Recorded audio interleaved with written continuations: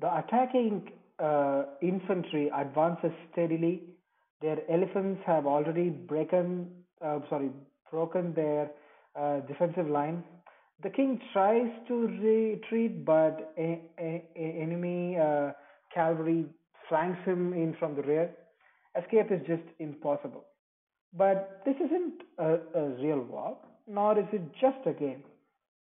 Over the roughly 1.5 millennia of its existence, chess has been known as a tool of military strategy, a metaphor for human affairs, and a benchmark of genius.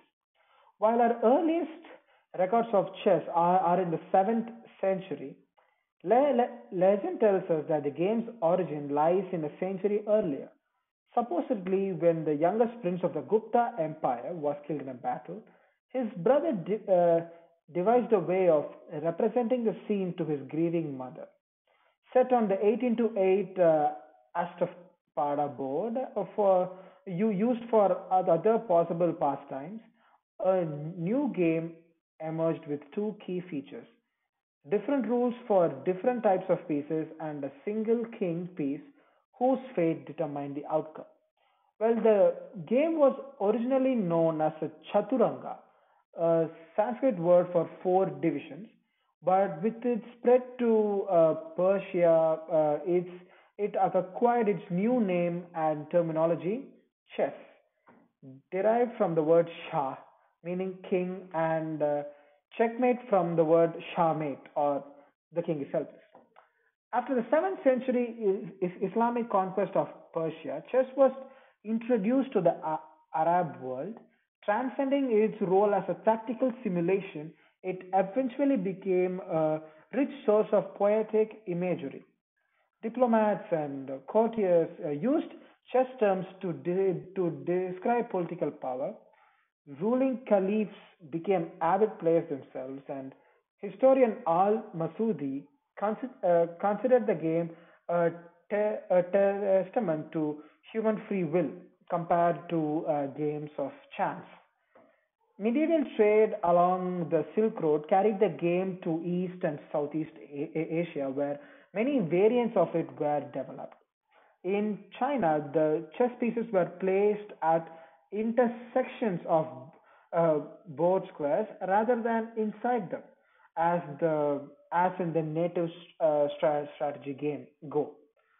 The region of Mongol leader Tamerlan saw an 11 into 10 board with safe squares called citadels, and in Japanese shogi, the captured pieces should be used by the opposing player. So there were different rules in different places, obviously. But it was in Europe that chess began to take its modern form. By 1000 AD, the game had become part of the courtly education. Chess was used as an allegory for different social classes performing their proper roles, and the pieces were reinterpreted in their new context. At the same time, the church remained suspicious of these games. Moralists cautioned against devoting too much time to them, with chess even being briefly banned in France. Yet the game proliferated, and the 15th century saw it cohering into the form we know today.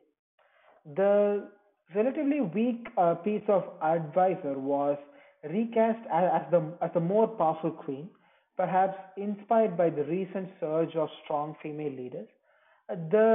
This change accelerated the game's pace, and as other rules were popularized, tre- uh, tre- uh, treatises analyzing common openings and endgames appeared.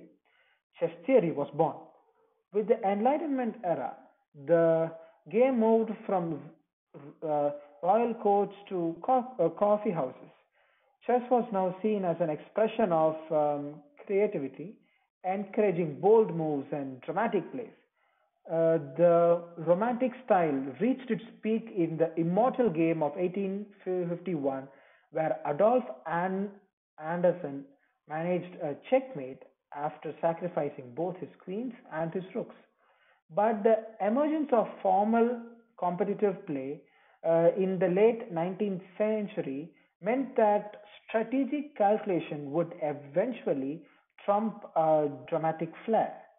And with the rise of international competition, chess took a new geopolitical importance.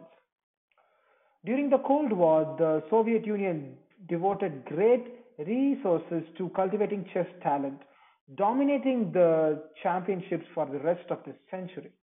But the player who would truly upset Russian dominance was not a citizen of another country, but an IBM computer called Deep Blue.